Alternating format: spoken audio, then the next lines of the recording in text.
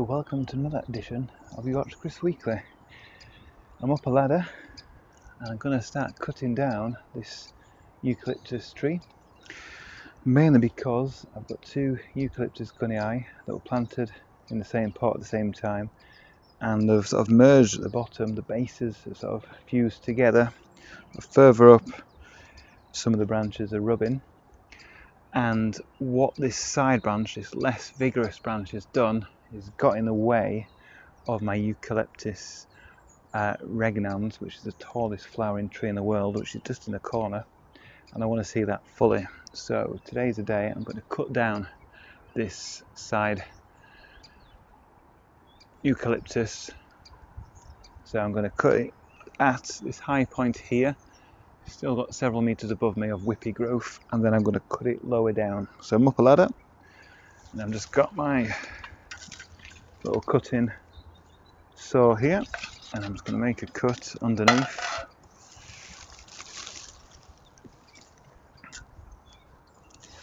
Like so.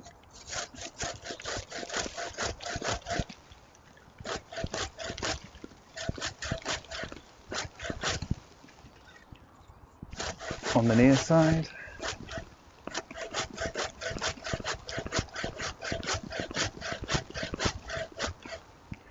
And then I'm going to go in behind and cut on the hind side to meet up with the front side cut. And being careful that I'm steady on the ladder.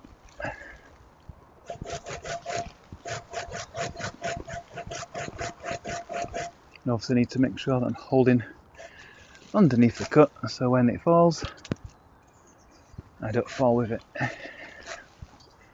Now it should just pull off.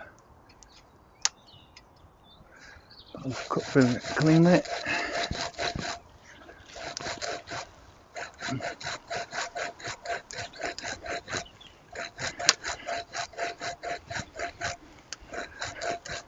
Here we go.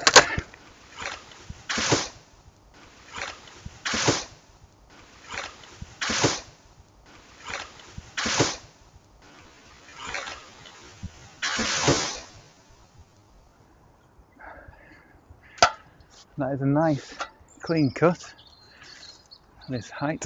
Now cut much lower down near the ground. So there's a branch that I've just cut down. As you can see, it's a hefty branch when you see it at the ground. It's about 4 meters in length, something like that.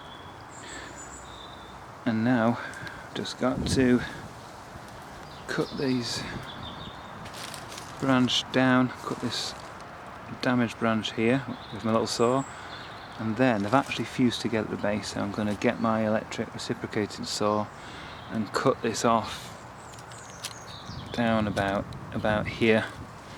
And as you can see, cutting this part down has already opened up, seeing the Eucalyptus regnans behind it, which is a beautiful tree, and now it has more sunlight and it can grow straight up. If you have a closer look at it, you can see the really interesting bark that's sort of peeling off all the way up, this reddish bark, really nice, peeling off all the way up, all the way down there. And that's very different from the gunii, which has this sort of, well, lots of different colours of greens and fawns and whites going up, which is really nice. And this is a tall main trunk that I will keep, and hopefully it will grow much taller and it will stay upright for a long time. As you can see below,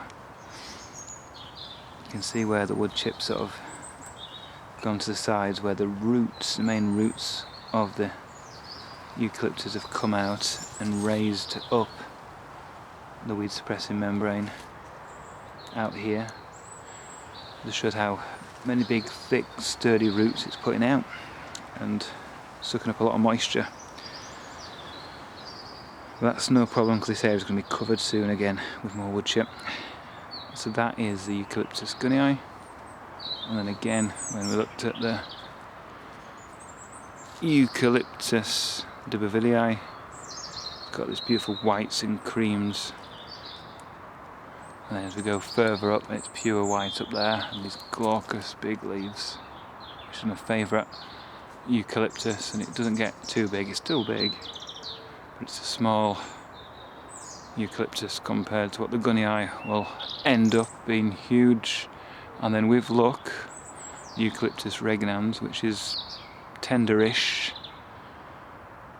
that should eventually get to be much taller than the gunnii, but it's a lot slower growing.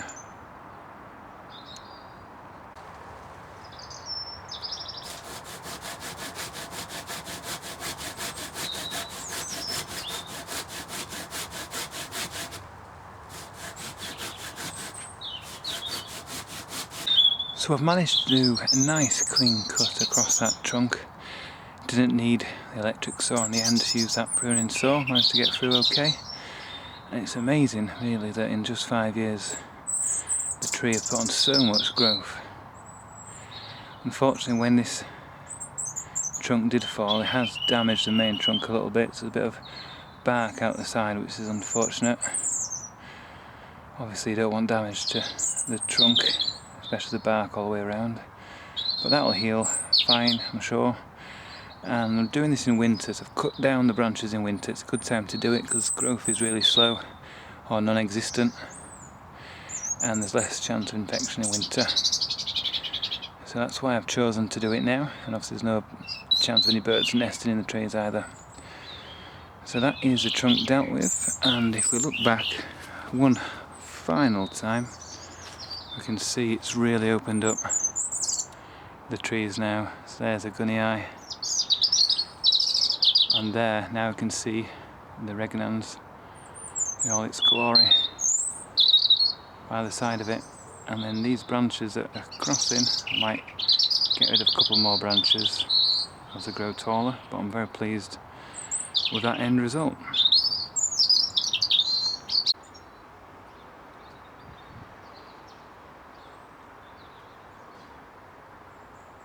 Something else I've been doing over the last few days is applying more topsoil to the beds at the end of the garden where the soil levels dropped. Because remember, these are raised beds. If you look at this side, you can see it's raised up by a sleeper's worth. And the levels dropped over the last few years as the air's gone out of the soil a bit. There's the rain and the wind and the snow and the animals have made it a bit more compacted, but also just general water running through it and making some of the soil go lower. So I've topped this up with more topsoil. It's got a nice neat bed around this booty here, and the Trachycarpus Eucalyptus over there. So it's a nice raised bed I've done here. And I've also raised the levels of this bed, which you may remember for the last 3 or 4 years, that Piticites in it that really spread, and it took me a good year to get rid of all the roots and make sure it's not grown back.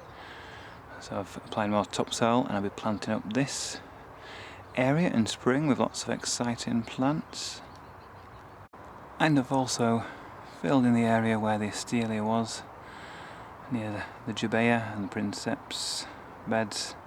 Actually that's a Trachycarpus Eucalyptus, which is fantastic, 360-degree leaves with bluish undersides to those. It's a fantastic palm, should be grown far more often. And that's Astelia Red Dragon, Red Devil should I say. In the middle there, that was Astelia Silver Spear, which I removed. And I'll plant up with some shade loving plants on this side. That's a big Jubea. Conifers, I hate them, but unfortunately lots of people love them. They do act good as a windbreak, but obviously from the south-west side of a garden they can create a lot of shade. And this is the remains of the tops of the conifers that I've cut back behind my bamboo, Fagisi bamboo hedge, so you cannot see the tops of the conifers now. But if I just move across, you can see still got that big tall one to deal with. So this creates a lot of green waste to get rid of, which you can chip and put onto conifers, but not really on anything else because it's not the nicest mulch. It inhibits the growth of some other plants, so I wouldn't generally say it's a good mulch to put around the garden. So I've got to get rid of all this and chip it all and take it away, and then this will allow a lot more light to come in the garden. If I just pan around, obviously on these borders in summer I want maximum light, and I also want maximum light in spring and autumn as well. So cutting these down will make a big difference to the light levels in this part of the garden. Right, one more big one to go, and all this conifer to get rid of. And that's the last of the conifers cut back. Not gone as far on that one as the others, because I can't quite get up there and reach on this side. That's done a good job of cutting down all this growth here that's on the top of that final conifer there. Alright, thanks for watching this edition of Yorkshire Kris Weekly. Join me next week where I'll be planning for 2019.